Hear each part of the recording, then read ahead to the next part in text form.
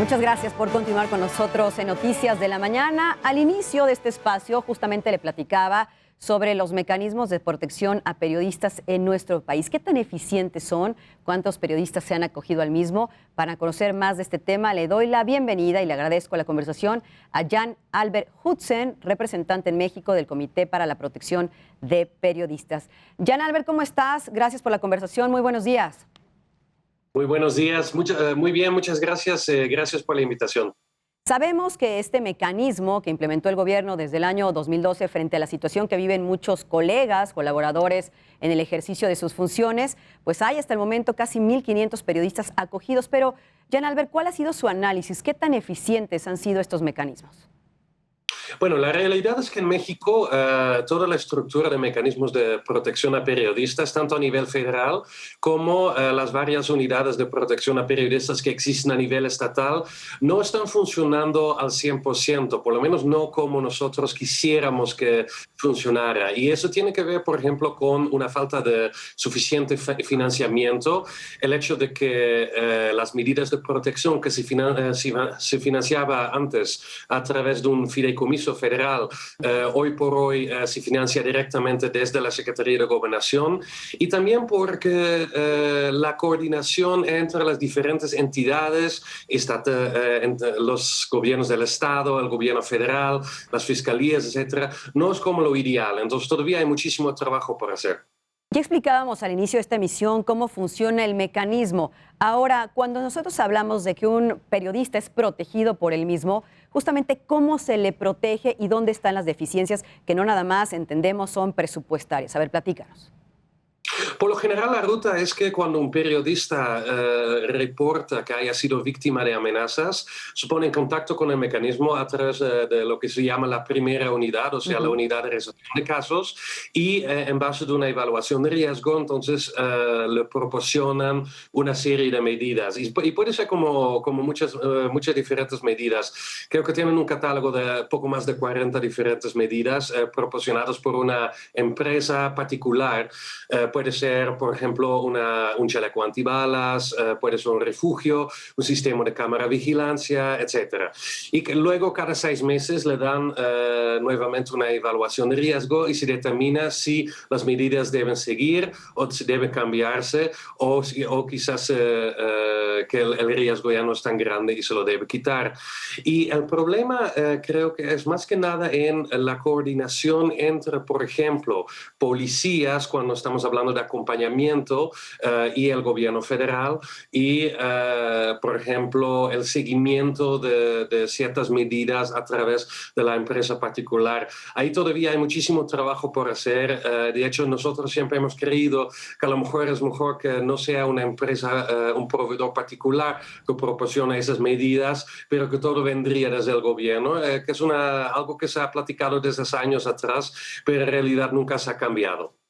¿En qué otros países existen este tipo de mecanismos de protección? Porque vea, México no es el único país, los periodistas de este país no son los únicos que enfrentan esta lucha contra el crimen organizado, ciertos intereses de poder. Entonces, ¿en qué otros países funciona y funcionan mejor bien esta clase de protección a los periodistas?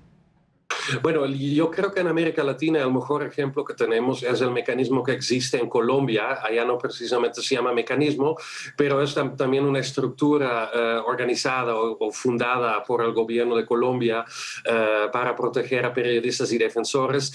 Y ahí funciona un poquito mejor porque en Colombia también existe la Fundación para la Libertad de Prensa, la FLIP, y es una organización a nivel nacional, organizada por periodistas, cosa que no existe en México, y que ayuda muchísimo en agilizar un poco la proporción de medidas de protección.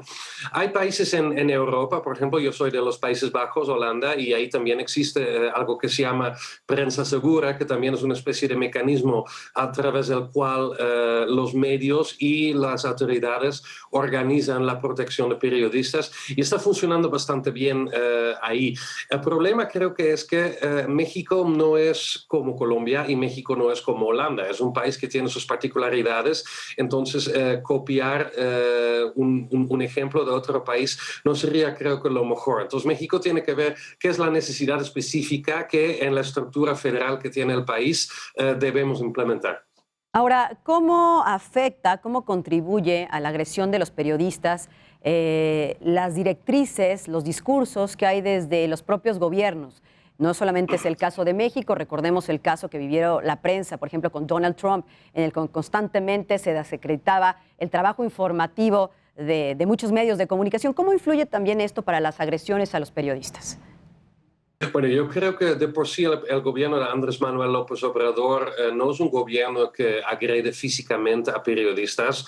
Nosotros no tenemos reportado o registrado ni un solo caso de un funcionario del gobierno federal de López Obrador que ha hecho algo para amenazar a periodistas. Sin embargo, lo que sí hemos escuchado es que el propio López Obrador y también otros funcionarios de su gobierno y gobernadores también de Morena, ellos están manejando un discurso que es muy hostil hacia la prensa. Y el peligro que corremos aquí en México es que cuando se está constantemente atacando y atacando y atacando verbalmente a la prensa, entonces se genera una especie de falta de sensibilidad en el público cada vez que hay un ataque contra un periodista. Y yo creo que eso es muy peligroso porque para poder presionar al gobierno y para que tome las medidas necesarias para la protección de periodistas, necesitamos a la opinión pública y necesitamos presión de la opinión pública. Entonces, yo creo que la mayor influencia lo vemos ahí. En Estados Unidos, el caso es un poquito más extremo porque ahí ha habido ataques de ciudadanos e incluso algunos políticos a periodistas, ¿no? Como recordemos el caso muy notorio de un miembro del Congreso Federal que incluso físicamente agredió a un periodista de The Guardian y mucho tenía que ver con la retórica de Donald Trump. No hemos llegado a esas alturas en México, pero sí es importante que el gobierno federal se dé cuenta del efecto de sus palabras. Yo creo que con eso nos quedamos y por supuesto con la parte que nos decías del presupuesto. Hablábamos al inicio de esta misión cómo este mecanismo va a sufrir un recorte de casi el 3%. Y aquí sí importa el dinero, sí importan los recursos, pues, para proteger a un sector laboral que sí se ha visto golpeado justamente por culpa de intereses y del crimen organizado, Jan. Para cerrar.